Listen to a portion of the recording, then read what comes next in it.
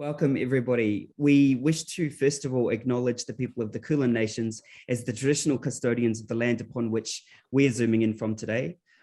We pay our respects to the elders past, present, and future, and acknowledge their spiritual connection to country, along with their deep understanding of livelihoods, living, and commerce through their connection to country, resourcefulness, and sustained integration of knowledge.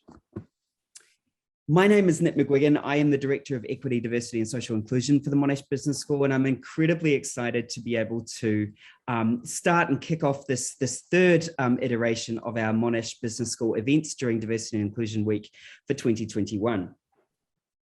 We're so incredibly grateful to welcome Mel Browne and Carly Moulang for this Superwoman Zoom side chat that will explore all things money, superannuation, and how you can go about unfucking your finances.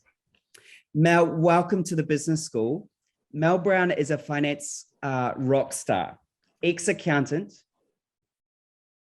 ex-financial advisor, financial educator, and business strategist, best-selling author of Unfuck Your Finances, and founder of the podcast Uncensored Money.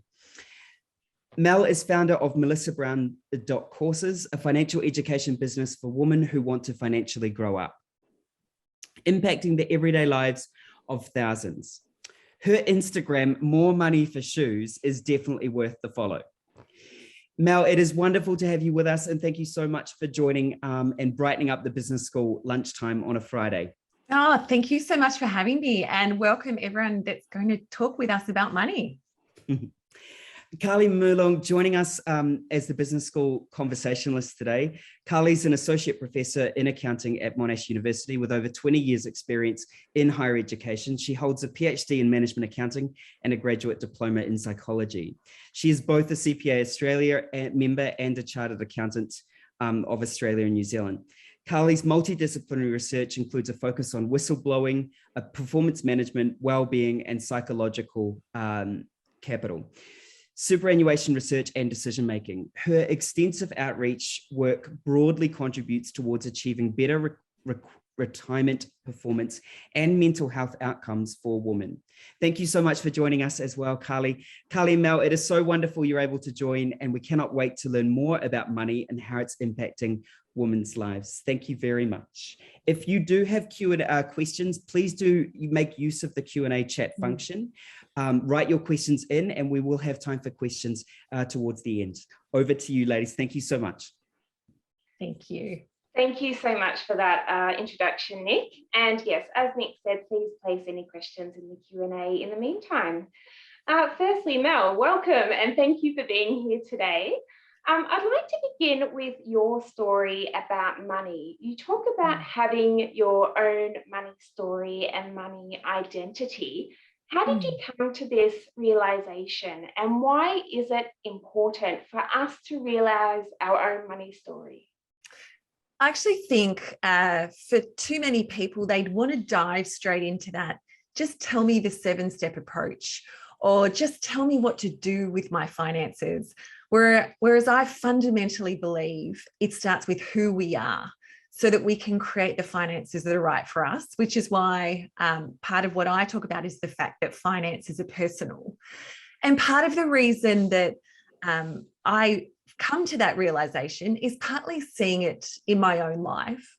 So I, for a long time, was either stuck in a sabotage loop with behaviors that kept continuing to present themselves, that I found that I was really frustrated with myself over, or I was making decisions that I'd look back on and say, why on earth did I do that? You know, I'm a smart chick, I've got a finance background. What are you doing, Mel? So I started to do some recon around, okay, so is it me or is it us? And I started to see that same pattern in my clients, whereas it would be different patterns to me, but there was a subset of patterns of behavior where it was almost driving them to behave a particular way. And there was words that people would say where I could almost sit back and predict what they were going to say to me. And I realized that there were these twin things at play. One was nurture, which is your money story. And that's the story that you grew up from with your money story that you grew up with your family and your peers and the media. And that it might seem innocuous or even, it's just something that my family says, but you don't realize that that's actually either helpful or harmful for your finances. And the other side of the equation is the nature part of it, where, I am an introvert. I wake up in the morning and I have my 5 coins. Every time I have an interaction with someone, I lose a coin, depleted at the end of the day. It can be situationally extroverted, like at the moment, but at the end of the day, I retreat and that's how I re-energize. And it's the same for us financially. I believe there are 4 different money types, and we're hybrids of these money types. And you might be sitting there thinking, I don't do money well, or my partner does money so poorly. And it doesn't actually mean that you do money poorly or they do money poorly. It's just that they handle money and they think about money and approach money differently than you do. And once you realize that, you can start to figure out, okay, well, what system would make sense for me? And then how can I use that, both that money story and that money type, as that superpower, where it actually really pushes me forward and acts like a financial riptide, rather than putting on an itchy jacket and going, oh, this just feels so wrong and horrible, but it's adulting, so maybe I should just do it. So yeah, that's where it's come about. So can you change your money story? Yes, absolutely. So, for example, a money story, I'm from the western suburbs of Sydney, and a money story that I grew up with, I grew up from quite a fractured household, and the money story I had was that I wasn't enough. I wasn't from the right school. I wasn't from, my family situation was such that there was always a reason why it was okay to be less than. And I didn't realize that I applied that same thinking to my finances. I applied that same thinking to what success I thought I'd have in my business. So I placed, I know that we talk about the glass ceiling. I placed my own ceiling of limiting behavior and mindset there. But once I realized that, then I could choose to rewrite that and change it to actually, what do I want? And what do I want my story to be? And I think that's the key to unlocking financial transformation, is starting to realize that these money stories, whether it's from our family, our peers, or the media, if they're wrong, we abso-freaking-lutely can rewrite them. It's harder to rewrite our money type. Those things are more inherent. They're the way we're naturally behaved. And as I said, I can be situationally extroverted, but it forced me to be an extrovert, and I just want to die for cafes, like any good accountant. Yeah. But I can also look at, okay, well, how do I behave when I'm stressed? What's my natural inclination, and how can I harness that? What are the sabotaging behaviors? What are the ways that other people don't behave that way, and actually can be a superpower for me, and really leaning into that. Oh, I can relate to some of that so much. Can you tell me, Mel, do you see differences between how men and women view and manage their finances? Yeah, absolutely. So, and I think I really hate saying that there is this gender thing, and it's broad brushstroke. This absolutely doesn't apply to everyone, but certainly in my work, I see a real difference. I see that women don't want to bet the house, whereas the men will potentially want to be more risky. And studies have backed this up. But it's also, I see it around language. If a woman's talking about her business, often she'll put words in front of it like just or little, or she'll call her business her baby. Whereas I've never heard a bloke describe his business as, oh, it's just a home-based business. No, it's, I'm on track to 7 figures, even if they've got a 100K business. So I think for women, it's about rewriting those stories, removing that limiting mindset, and then calling each other out on it. I had a very savvy girlfriend who's in her late 40s. And this is the thing, it's not just in your 20s, these things, they keep showing up.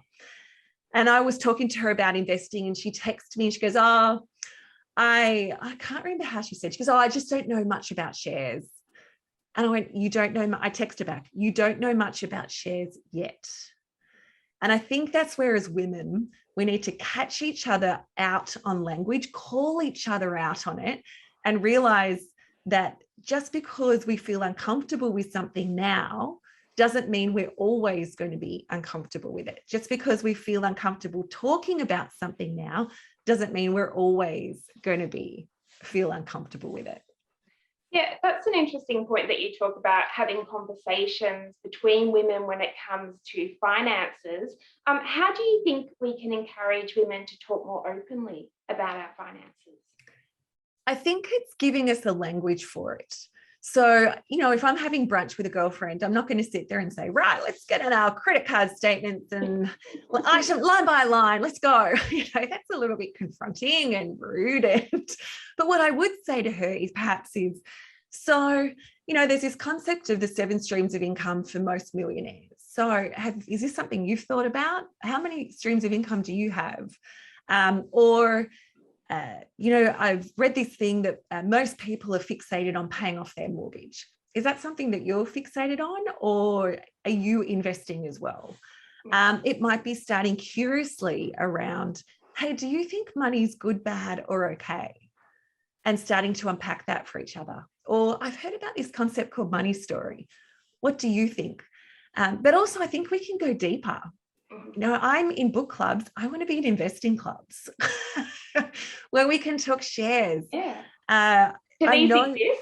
Do these investing clubs? They're starting to, absolutely. And that's this thing that I'm starting to see this change, where women are starting to get more interested and realize that actually we're good at this. And once we're interested, we can do something about it. Yeah, well, we know women are good investors. Like, we have evidence of that as well. Yeah, absolutely. And yet, interestingly, there was a study in the States where 93% of people said that they thought women were worse investors than men. But as I'm sure you know, Carly, there was that Warwick Business School study where it was men and women were both, it was a 5-year study where they were both investing, and they both beat the FTSE index, but women outperformed men. And I'm so not into competition with the blokes, because I think we can learn from one another. But that study highlighted that actually women are freaking good investors. Yeah, brilliant. Talking about careers and looking at money-related industries such as finance and actuaries and insolvency, these have traditionally been male-dominated professions. Yeah. What makes these attractive career options for women? Oh God, they've been male dominated. I remember walking into rooms where it was presumed, if it was for when I was a financial advisor, it was presumed I was the business development manager. And if I walked into a room where I owned my own accounting firm in my 20s, I was asked, oh, so you here to represent your firm, or is this your dad's firm? I'm like, get lost. And that attitude actually, for me, is why it's exciting to be in this industry, because there is a moving of the guard, a changing over, passing of the guard. I think women are more interested in understanding their finances, in getting their shit sorted financially, and they're looking for other women to lead them. So there is a huge buyer groundswell of women that are looking to buy from other women. So it's both an interesting field, and I think it's an incredibly interesting field, but also for a woman being in there, it's actually a really exciting time to be involved in these fields. Yeah, we certainly see lots of female students in finance and accounting at Monash Business School, which is always brilliant to see, and that has increased significantly over the years. So yeah, good to see more women in those professions. Definitely.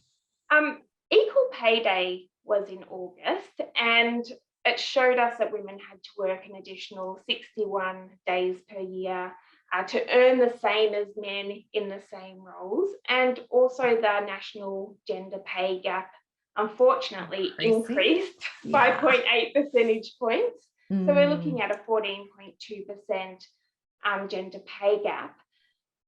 what structural changes do you think need to be made to address this? And what can women actually do to help close this gap? Look, I even recently, the Financial Review put up a graphic post about this only in the last couple of days. And what I found most disappointing was the comments. Comments by blokes that said, oh, maybe you shouldn't get pregnant. Or this doesn't exist in my industry. I'm like, come on, dudes, really? So part of it is an attitude where people don't believe it exists. And there's got to be data and research, because that doesn't, yes, you can skew research, but it's about coming with that data. But I think it actually needs to be both a political and a corporate issue. So first of all, it's the realization that this does exist. But from a government point of view, I think that they need to have better messaging about this. I mean, we saw it in COVID. Childcare was the one issue. What's the one industry pushed off JobKeeper? The only industry, mainly female workers, the only industry pushed off JobKeeper. And the one industry that was asked to take the hit, where so the government got rid of rebates, but childcare centres had to subsidise that. So of course it's their workers that are the ones that ultimately end up with the lower wages. And yet construction, that male-dominated industry, is the one that's receiving benefits. So I think just looking back in the last 12 months, that says to me where the issue, that there's issues already when government get it so fundamentally wrong. So I think then it's a government issue. And I think they're just the fact that there needs to be women in charge of those issues with inside government. But also corporate, there needs to not just be, there's greenwashing that happens in corporate. I think there's also female washing that happens in corporate. And for the longest time, I wasn't a fan of quotas. And I now believe we need quotas, because until corporates have that quota-based approach, they're going to bring that unconscious bias. And I've heard it said before.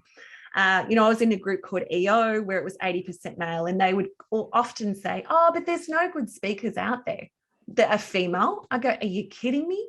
It's because as blokes, you have that unconscious bias. I said, we've heard from a lot of crap blokes. Maybe if we invite a whole bunch of women in, yes, some will be crap, but some were also going to be amazing in the same way that so many of the blokes are crap, and yet so many are amazing. So I'm actually a fan of quotas, because I feel like for both boards, for positions, until we see that brought in, we're actually not going to see change. And we've seen that happen in different banks when they introduce that. Suddenly, oh, gee, we found the women. So it's interesting you say that, because another study that I'm doing in the Monash Business School with Alexandra Geo, we looked at why we don't see more senior women accountants. And when we talked to these women accountants about the idea of quotas, there was that love-hate relationship. They said, look, we don't want to be seen as in positions because we don't deserve to be in there, but we need to do this until we can get enough women in those top roles. And then that's going to show that women can perform, these roles, and it will become more normal. And then hopefully we won't need quotas, and they will just sort of disappear. And I've been in those boardrooms, and I have been quite literally called by an older gentleman the token skirt. And he'd said, oh, I see we've got a token skirt here. In which case I actually looked across, and this is where we as women need to encourage the men to be our ally. And I looked across to one of the men that was in that room, and I said, and do you believe that I'm the token skirt? And I made him speak up for me, because I could have agitated, and I could have looked like, yes, it would have been appropriate for me to speak up. But I knew that actually you blokes need to speak up for us as well. Yeah, I love that idea. That's amazing. That's a great idea. And that's also a problem with one woman is not enough as well. One woman on a committee. No. And for me, that's that feminine washing where, oh yeah, we've got a woman. Here she is. And not only that, she's on 12 different boards, the same woman. So let's have some diversity there too, rather than just the same woman appearing all the time. Yeah, sorry, I've got a bit of a bee in my bonnet about that. But it's also having conversations in workplaces as well. Once you know what other people are being paid, then you can ask for others. And if in your workplace that's discouraged, then you go on to online and there's lots of benchmarks that tells you what you should be paid, or you ask people that are working in competitors' workplaces so that you know what is appropriate for you. Yeah, so I guess that's one of the problems, is that we've been conditioned, I think, not to ask what people get paid. It seems to be quite rude, and there's no transparency within workplaces, so you can't clearly see what other people are getting or what bonuses that they're getting. So it's hard to sort of push for more for yourself when you can't see that. Is that how you think women can be involved in closing that gap? Absolutely. So I think it is being willing to have the conversation. And as I said, if you're feeling that asking that question within your corporation is going to be frowned on, and maybe it would be looked not favorably on you, it's asking it outside your corporation so that you can say, hey, there's such and such in exactly the same position in that company is getting this. Or even then you've got data to go to maybe a bloke inside your corporation to say, hey, I'm just curious, did you know that such and such over there is getting paid 80K? What are you getting paid? And that way, suddenly there's nothing about gender. It's just saying, hey, and then chances are they'll tell you, in which case you can then go to your boss to say, hey, I know that not only is people outside of our organisation getting paid, but also inside the organisation. So that's a great tip. That's really good. Thank you. It's also really well established that women are retiring with a lot less money compared to men, and research that I've done has said that, plus a bunch of other research consistently showing that women are retiring with significantly less. Now, we know that there's a lot of contributing factors. So there's a gender pay gap that we talked about just now, but also women are more likely to have interruptions in their career, more likely to work part-time, and more likely to have caring responsibilities, which all impacts their superannuation. What advice would you give to young women who are starting out in their careers that will help set them up for better retirement outcomes? Yeah. And is it something they should be thinking about? Oh my gosh, yes, absolutely. I mean, it seems jarring to be thinking about your 60-year-old self or your 70-year-old self when you're in your 20s, but I promise you, she's sitting there going, please think of me. Over 55 women are the greatest at risk of homelessness. And even if you're not concerned that's going to be an issue for you, just think about the life that you want to live. A life that you don't want to escape from. For me, I don't want that life to involve cask rosé. I don't want to, there's a whole lot of things that I want it to involve. So it's making sure you're looking after her today. So things that you can do include, from the very first minute you start working, contributing a teeny tiny bit more to super. So I'm talking, 20 or 25 bucks a pay, the compounding nature of that. So when you're young, compound interest is your superpower. And even if it's a tiny amount, when you're in your 40s, if you're trying to play catch up, you have to put so much more into super to make up for what you really are not going to miss when you're younger. So one would be, if you believe that you want to have kids or you want to have that gap, start contributing a bit more early. If you start your own business, pay yourself from the get-go, including super.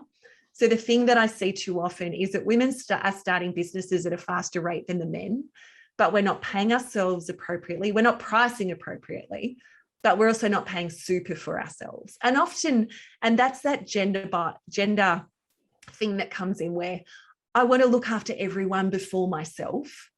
But it's being a little bit selfish and saying, no, I'm going to pay super for myself. I'm going to pay a wage, and then I'm going to do everything else.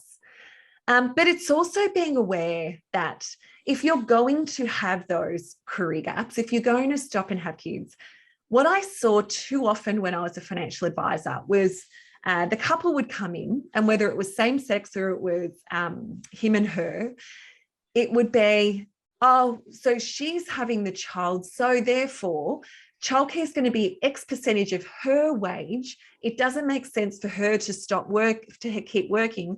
And I'd sit there and go, who's having this child?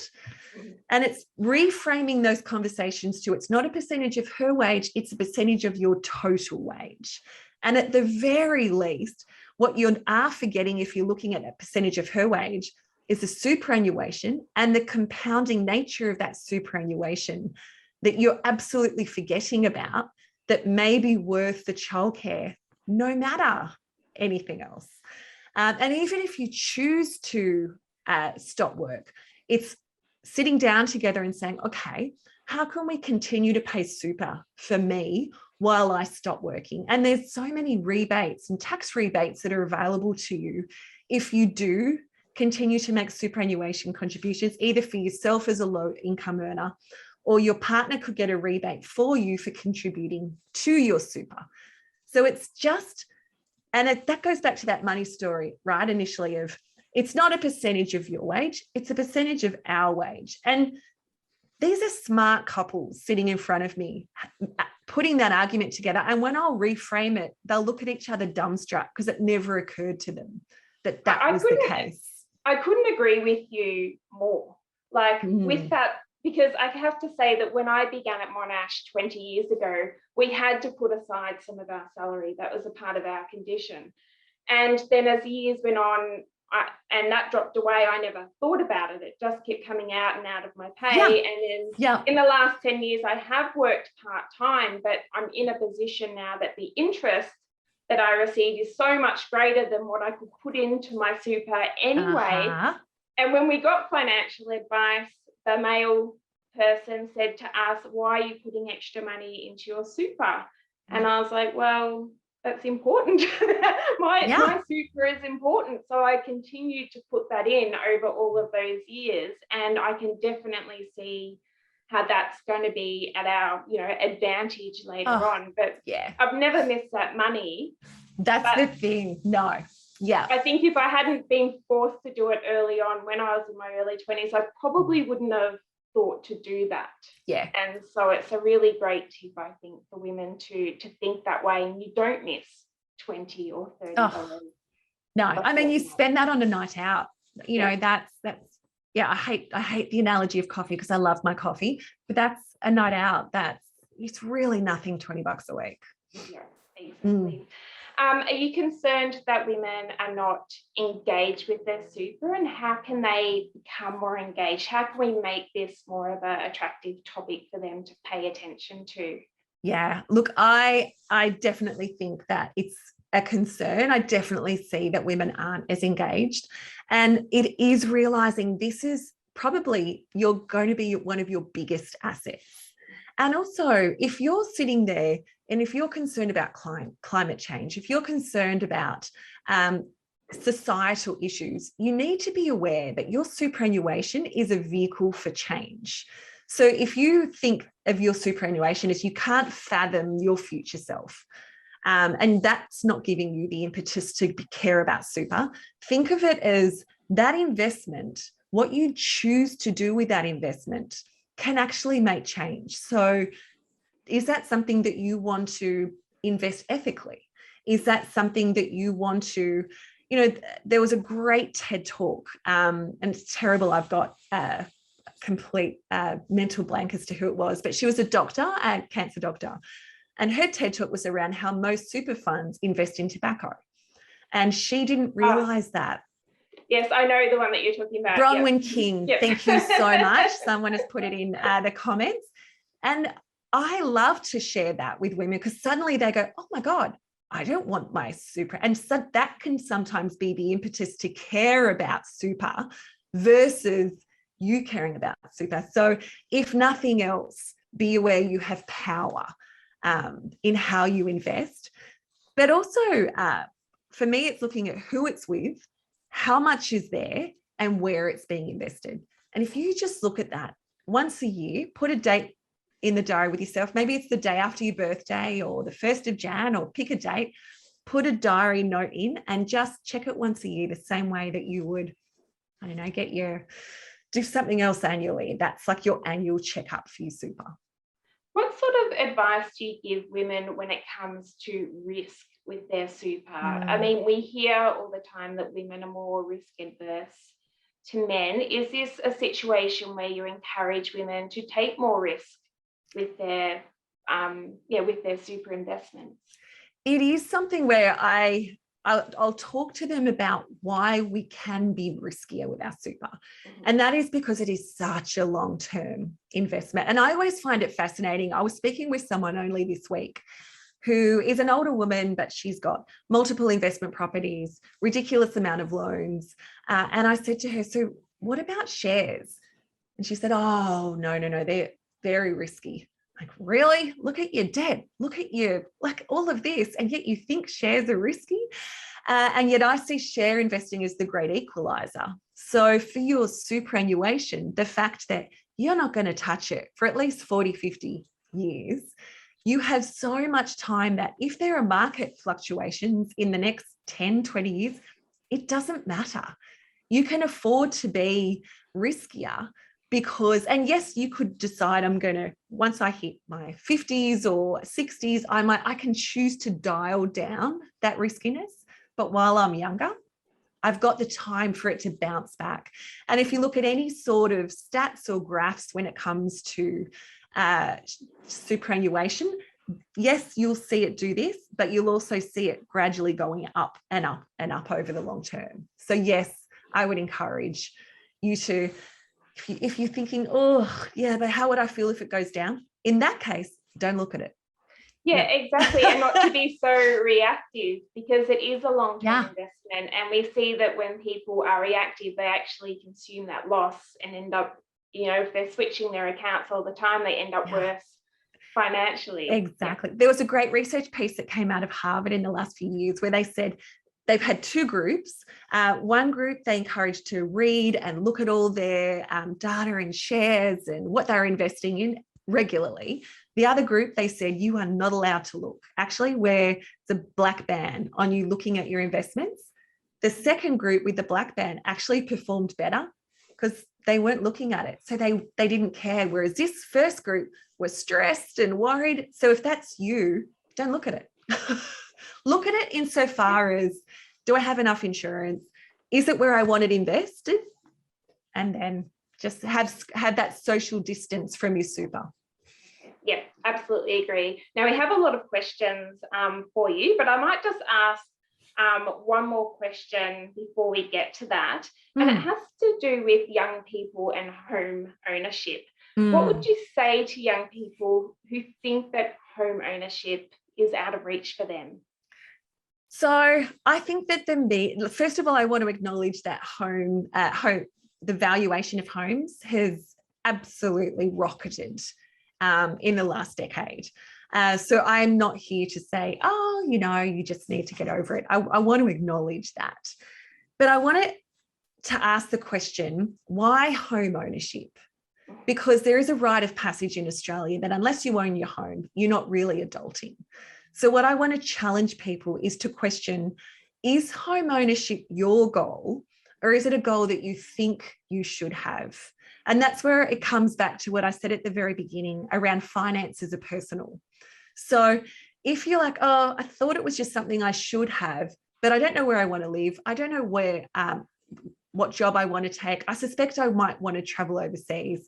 Then something like rent vesting may be more appropriate for you, where you're still having property ownership, but it's not the home you live in. So therefore, if you want to live in a suburb that is galloped, you could look to invest in a suburb that you can afford, that you're still in the property market, but you're not overextended.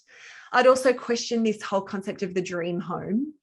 I think that is absolutely undoing so many people financially. They're one of my very good friends who works for me, Lauren Law, is in her 30s. She bought a home in her 20s. The bank said she could borrow twice as much as she could. And she went, if I do that, I'm never going to travel again. I'm not going to be able to invest. I want to have the choice to work or not when I'm 40. No, screw that. I'm going to borrow half of that. So yes, she had to look further afield than someone else might be happy to. And yes, it was a smaller house and maybe someone else would have been happy, but who actually is better off, the person with a dream home or Lawsy, who in her mid-30s actually has the choice to work part-time or full-time or what have you. But it's also to be creative around it. And can you question, like you're right, a lot of people just don't question those beliefs. You just think when you're an adult, you get married, you buy a house, and that's what's done. It's the well-worn path. And I'm all about that whole, what life do you want to design? And certainly as someone that is purposefully child-free, second marriage, lives part of my week in the mountains, part of my week in an apartment in the city, I am sort of the advocate for choosing the life that you want to design. Yeah. Excellent. Thank you so much, Mel. Now I'm going to get to some of these questions so that you do have an opportunity to answer some. The first one I have is someone said, I know I should be interested in my superannuation. I am part-time, middle-aged and female. I have my head in the sand. Where should I start? So where you want to start is actually pulling out your superannuation. Well, first of all, figure out how many you have. So you can jump onto the tax office website and do a search to see how many super funds you have, because a lot of us have more than one. So I would start there. And then I would look at each one and say, how comfortable with the who it's invested with, where it's invested and how it's invested. So do I want to roll them all into one, or do I want to choose a brand new fund and roll it into that? And then that final piece around how it's invested. Is ethical investing important to me? Is it balanced? Is it conservative? Is it high risk? And then the insurance within the fund. But please do not do nothing. Definitely have a look. And if it's too hard, that's what financial advisors are for. Yeah. So don't go to your bank financial advisor or someone where they're being paid a commission to recommend a product. Ask your financial advisor, do you receive commissions? Pay a fee for them, and then ask them the question. I'd rather you pay someone a bit of money and do something than actually choose not to do anything. Exactly. Great advice. Someone else has asked a tricky question, I think, is how much do you think someone needs in super so that they can retire these days? It's a very common question. Such a common question. And my answer is always, it depends. Always. And if you know me, if you follow me on Insta, or if you've played with me for a while, that is always my answer, because I believe finances are personal and there is no 7-step approach.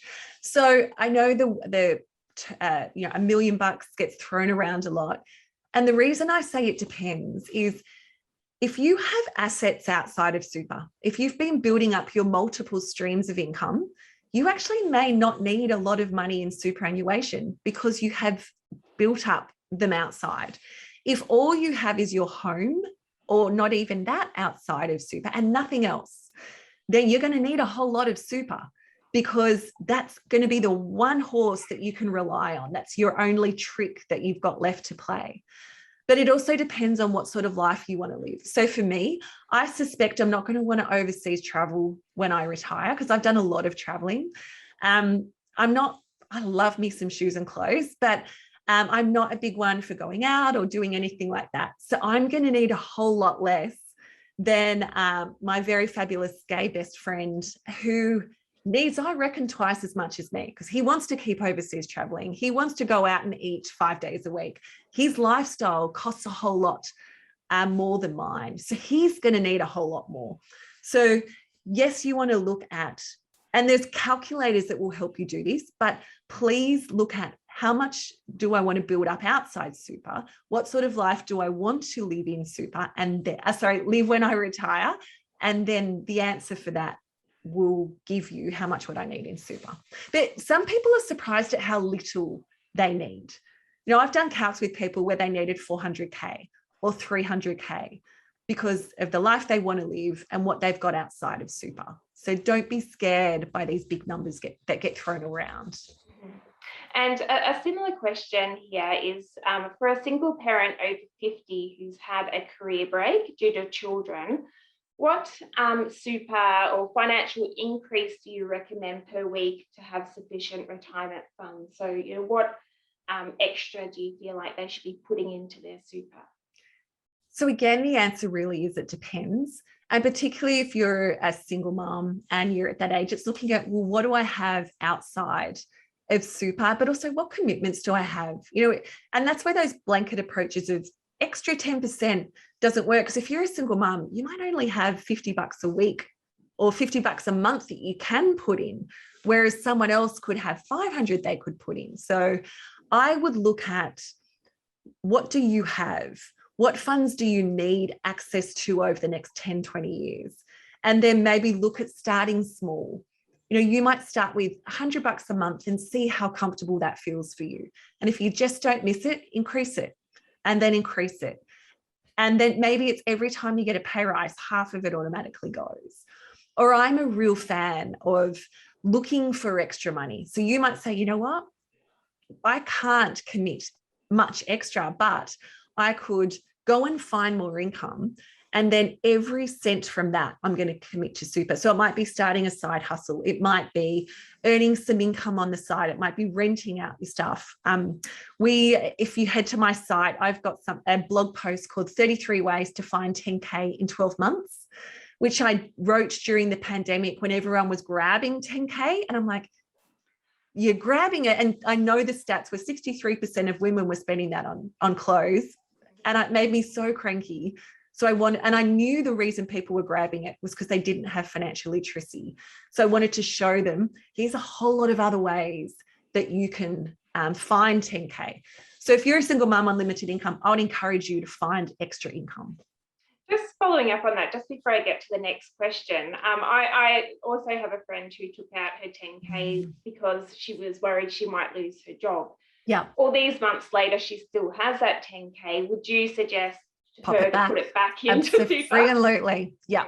Because for me, she took it out and for all the best intentions. Whereas let's be honest, when the world opens up, I can see she's not going to invest that 10K. Chances are it's going to go on repairs, or it's going to go on life, or it's going to go on a holiday when the world opens up, or car repairs. So pop it back in where you can't touch it.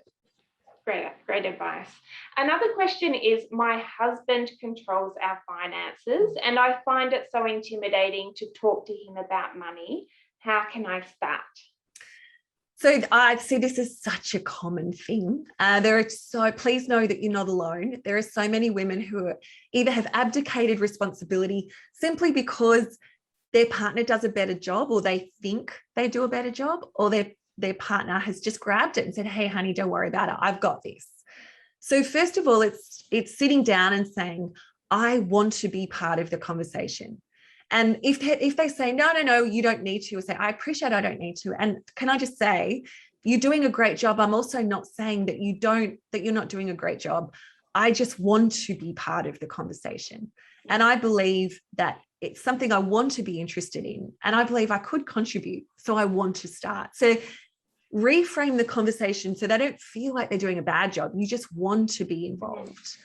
But if they won't, for me, that would be a red flag. I would then have that conversation around, I'm really curious as to why is not a great word. I'm really curious as to the reasons behind you not thinking that this is something that we should do as a couple together when everything else we do together.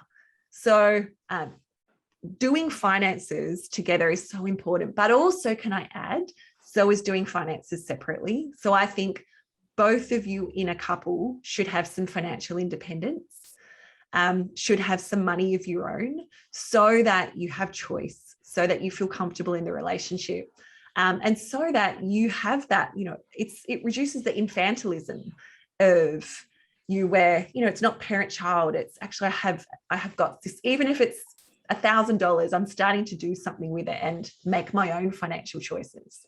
Okay, so you mean like have your own bank account? Yeah, like your bank account? I actually believe in having your own bank account, and even having your own investments, so that you have that financial independence. And Claire Booth once said, a woman's greatest protection is to have a little money of her own.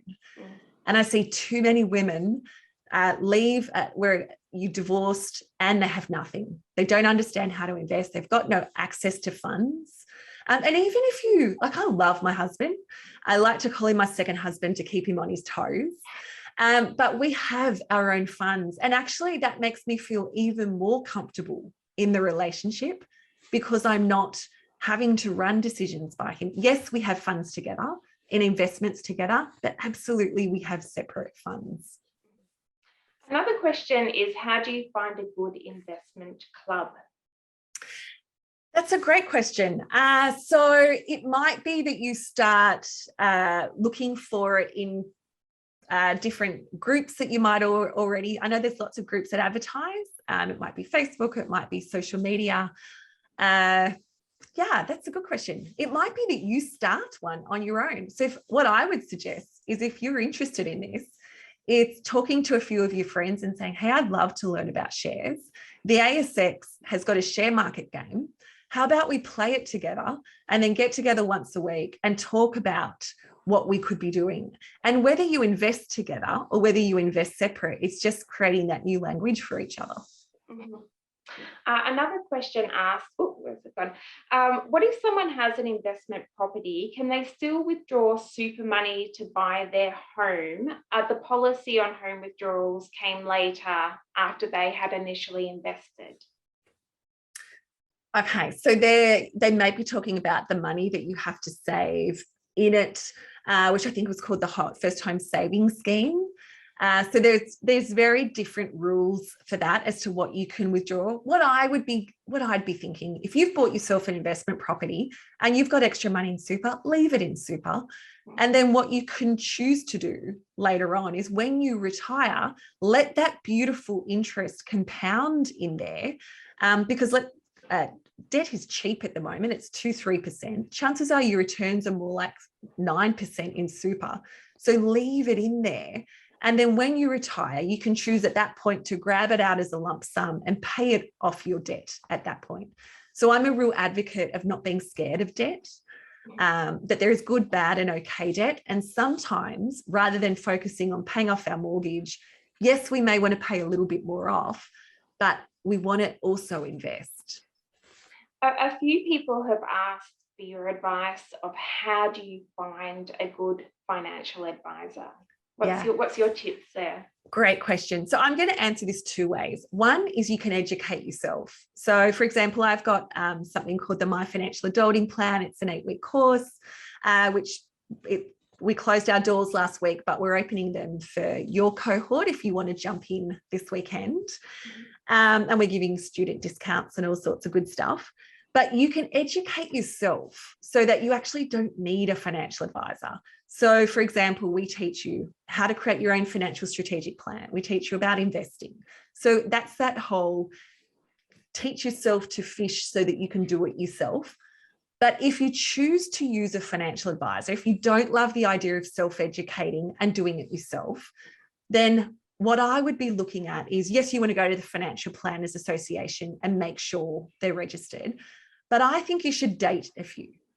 And I don't mean swipe right or left, whatever your inclination is, or Grindr, Tinder. It's about going and actually interviewing a few and saying, right, I want to understand, do you accept commissions? For me, that's a really important one. How do you invest?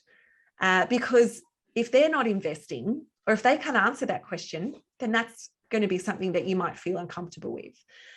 You might ask the question about if ethical investing is important to you. How do you feel about ethical investing? Is this something that you would recommend and why? So write out your list of questions as to what's important to you and go and talk to them and talk to a few of them and then go with the one you're most comfortable with.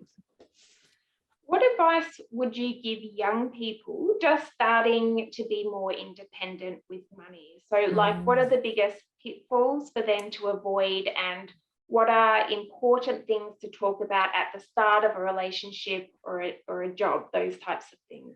Oh, I love this. So pitfalls to avoid is credit. Absolutely. So I see people getting a credit card and thinking it's a rite of passage, or thinking that it's similar to the States where I need to establish my credit history by getting a credit card, and nothing could be further from the truth. So, and the problem though is I see young people more and more rejecting credit and jumping into buy now, pay later. And let me just say, buy now, pay later, I think is even more insidious than credit. And if you're sitting here going, oh, but Mel, I don't pay fees, I don't pay anything, so what are you talking about? And it's to do with something called framing, where instead of you thinking that you've spent $100, your brain simply registers the repayment. And so it registers the $25, and you have absolutely no problem increasing that to $29 when you never would have spent $116. And I want people that are listening to think about how many times have you added something extra to a cart because those repayments were tiny, when you know, if you're honest. And the reason that people like Afterpay can charge merchant fees higher than Visa or MasterCard is because the average spend goes up once it goes on the store. So biggest mistakes I see at that. The thing that I think you could do if you're younger that would absolutely give you that leg up is to start early, whether that's investing, whether that's if you're starting a business, learning about pricing, really starting to pay yourself early, pay super early, and back yourself. You know, if you are in a job and you're doing a kick-ass, you're doing a really amazing job, put a case together and ask for that pay rise. You know, if you can see a promotion and you're 50% of the way for qualifications for that, figure out what you need to do to get you to 60 or 7%, and then go for it. So for me, I see a credit card, but people also not backing themselves, not starting early enough as being the thing that holds you back. So that would be the thing I'd want people to do. Great. Another question says, my fear is that I'll die a loner before I can access my super. So what do you recommend for people like me who need access to money now rather than later? So for example, should I pursue a self-managed super? And then when can I enjoy the returns from my super? So self-managed super really isn't for everyone. It's for a long time, it was fated as I could buy property through it. Now that's harder and harder to do. It doesn't, just because you have self-managed super doesn't mean you can access it any earlier. All the same rules apply. Now I have self-managed super because I believe that I can beat a traditional super fund, and I do, but I'll also am willing to spend the time on it whereas someone else isn't necessarily going to. But if you have a serious life illness, if you've been diagnosed with a critical condition, you can access your super early. So it's being aware that if that event happens, there is the ability to access your super. You have to apply for it, but it is not something where if it's locked away till we're 65 and we simply can't touch it. When life happens, yes, you can access it. Great. Another question here says, thank you so much for these very interesting insights, Mel. So many women and other systematic issues are based on how we define, use and distribute money. Can you imagine a world without money where humans possibly have found other more sensible measures of value and wealth distribution?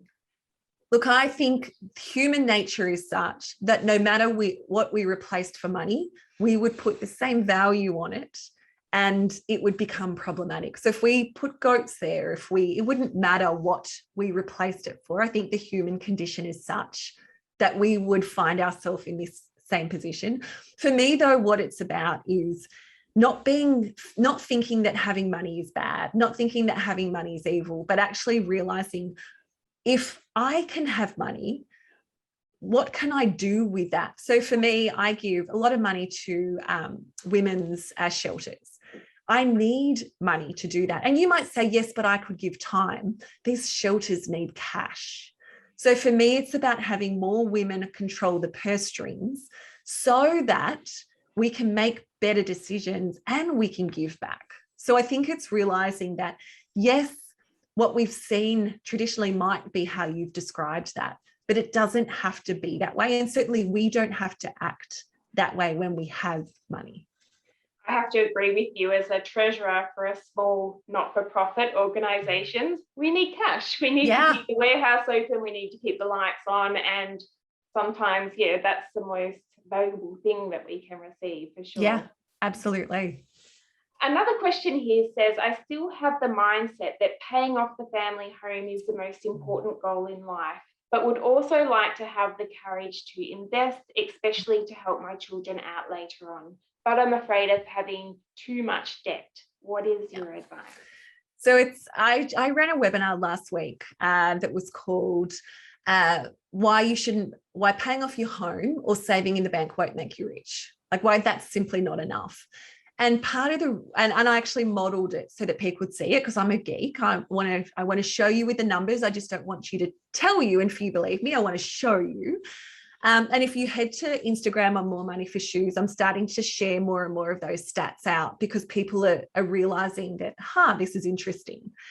But I modeled where if you wanted to pay off your home within 20 years, yes, you could do that. But after 20 years, you're still going to have no income or no extra dollars. So yes, you could start investing then, but that's that same thing that we talked about with super. If you put a little in now versus waiting 20 years till you're in your 40s, you're going to need to put a whole lot more in then. Versus I modeled, well, what if you still paid an extra 1% on your home?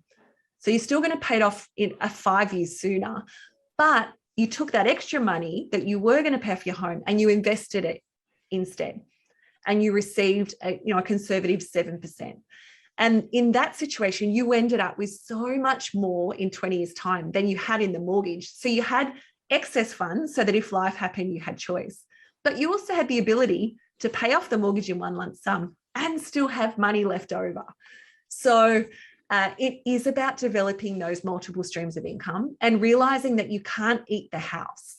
Your home is not an income producing asset. So unless you're willing to downsize or bring in a boarder, it's not something that you can devour and have as an income producing asset when you're older. So making sure you develop those multiple streams of income, like investing, is really important to start early and do. Oh, that's some really great advice. Just a final question here. What do you think the biggest money mistake is that women make? There's so many. Abdicating responsibility to your partner, waiting until you have a partner to do something. But I think that a very female thing of not being enough. And so not backing yourself, not pricing appropriately in your business, not asking for the promotion until you're 100% ready, and calling your business your baby. I find that limiting mindset that women have is the thing that's holding us back. So if I could talk to that, that's the thing that I think is one of the biggest things. So much there resonating. Yeah, and it's the thing perpetuated by media. 65% of articles written to women that we're excessive spenders and we should be more frugal. 70% written to men that they should invest and take care of the family. Is it any wonder that we're acting and behaving differently with finances? Thank you. And I can see a question here from actually one of my students asking, following up on what we've been addressing, do you have any tips on whether it's better for students to be paying off their HECS loan or working towards paying off their mortgage first, or holding on to that money and to grow their wealth in other means? Such a great question. So HECS I see as an okay debt. So it's debt that's going up with CPI, and CPI is traditionally about 2.11%. So that's teeny tiny compared with the returns that we could get. So I'm a fan of only paying off HECS or HELP when you need to with your tax return, rather than paying extra, because the government aren't going to really, yes, it's going to continue to go up, but it's going up by 2%. If you can get a 7% return by investing that somewhere else, then that would always be my preference.